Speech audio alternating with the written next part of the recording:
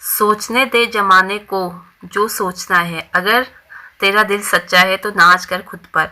लोग तो कुछ भी बोलते रहते हैं, लोगों का काम बोलना होता है। आप अच्छा करो बुरा करो, लोग बोलेंगे ही बोलेंगे। तो इससे अच्छा आप वो करो जो आपको सही लग रहा है, जो आपकी नज़रों में ठीक है और जो आप करना चाहते हैं। लोगों की सोच के आप पीछे मत हटिए और अपनी ज़िंदगी में आगे बढ़ते रहिए। इसी विचार के साथ आगे का आज ब्लॉग स्टार्ट करते हैं। राधे राधे आप सभी को, मेरा आप सभी का स्वागत है मेरे इस नए वीडियो नए ब्लॉग में। तो सुबह सुबह का टाइम, नहा धो के शुरुआत हो चुकी है, मंदिर में मत्था टेक रही हूँ। उसके बाद करूँगी काम की शुरुआत।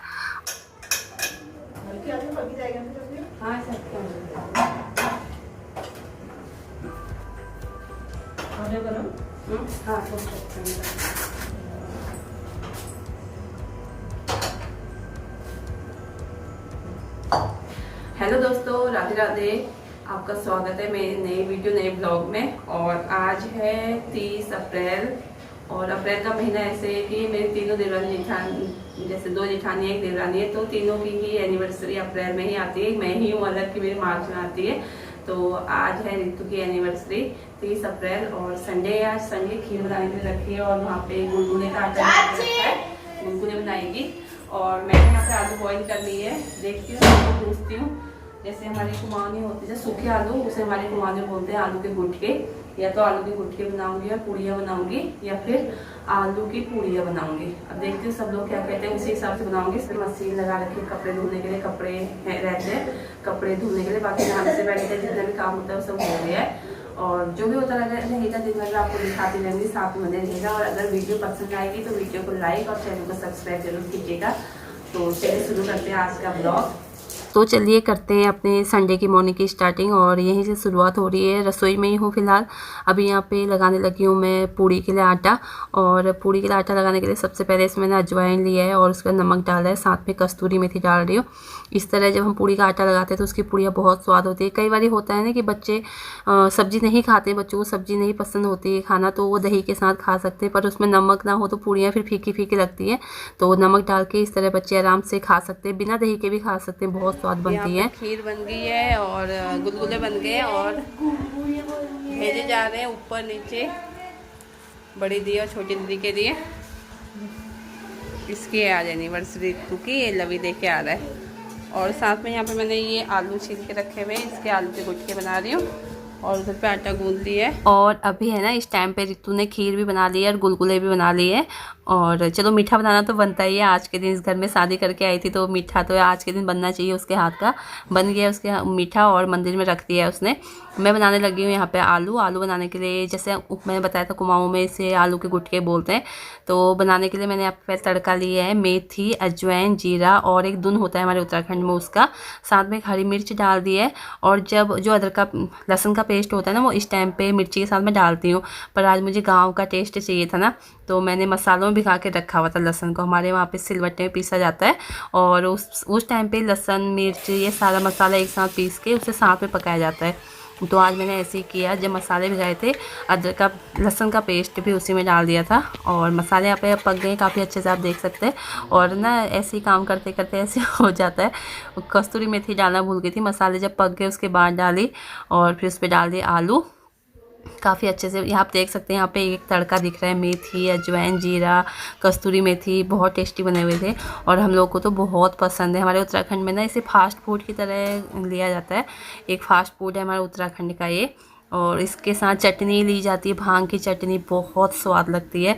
और आलू के साथ खीरे का रायता बनाया जाता है, वो भी बहुत ज़्यादा स्वाद लगता है।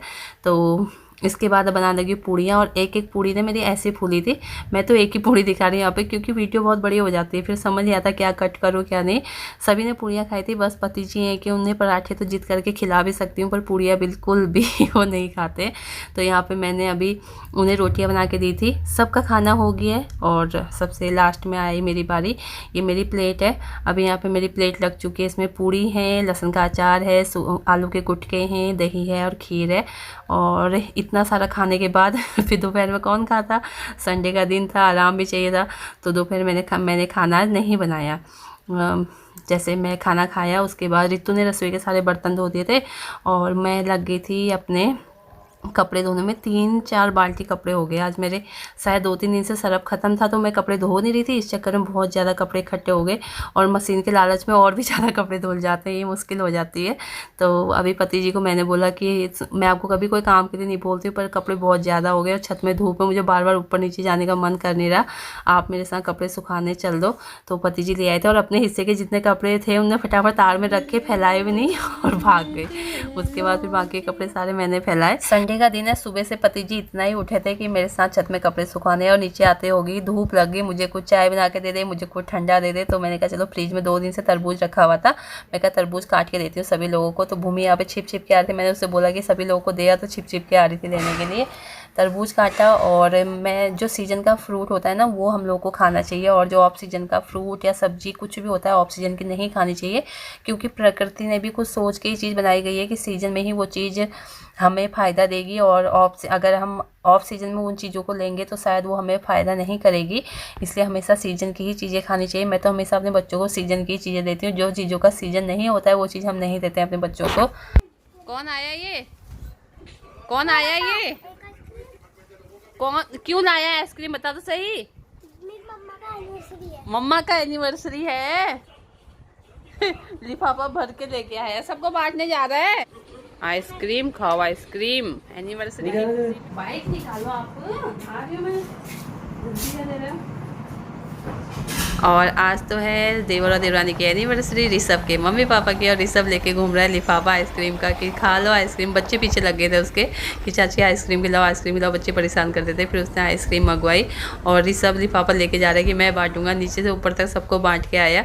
उसके बाद पति जी को जाना था शॉप पे, तो मैं भी उनके साथ गई। वो उनने खुद ही बोला कि चल शॉप पे चलना है, तो कोई काम था, फिर गए शॉप पे, जो भी काम था वो करके वापस घर पे आ गए।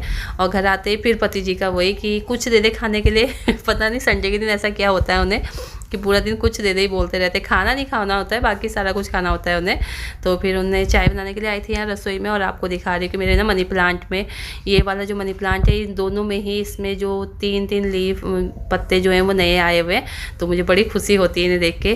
फिर मैंने सोचा चाय तो बनती रहेगी, अभी मेरे दिमाग में था कि मैं इसका पानी बदल दूँ, और जब सोचा है तो उसी टाइम पर कर लेना चाहिए।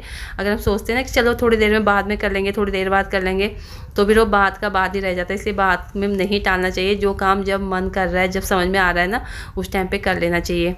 यहाँ पे मैंने 3 बर्तनों में रखा, एक इस ये छोटा सा मनी प्लांट है, इस पे कलियाँ आ रही थी, बाकी जितने पत्ते पुराने थे वो सारे सूख गए, नई कलियाँ आ रही थी, तो मैंने कमरे में रखा हुआ है। देखती हूँ बनता है, होता है या फिर नहीं। इसके बाद लगी यहाँ पे चाय बनाने के लिए, क्योंकि बार बार अंदर पूरा इंतज़ार हो रहा है कि अब चाय आएगी तब चाय आएगी।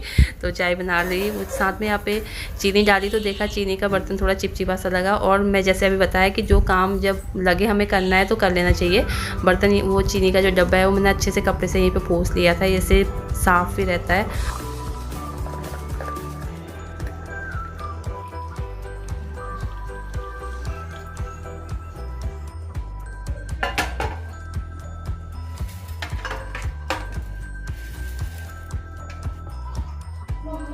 हाँ जी, कहाँ लगा है मेरा? कौन कह रहा है?